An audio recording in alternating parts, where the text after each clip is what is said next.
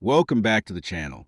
In today's video, I'm going to show you how to make a resume in Microsoft Word Office using built-in templates. So let's get started. First, open Microsoft Word Office on your computer by clicking on the pinned Word icon.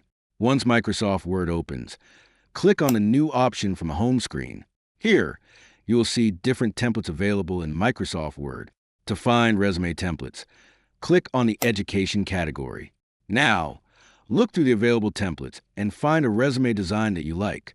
Once you find the right template, click on it to open the resume in Microsoft Word. After the template opens, you can start editing it by replacing the sample information with your own details.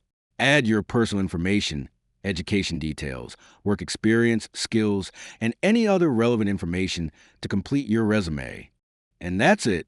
If you found this tutorial helpful, don't forget to like the video, subscribe to the channel, and turn on the notification bell for more AI, career, and productivity tutorials.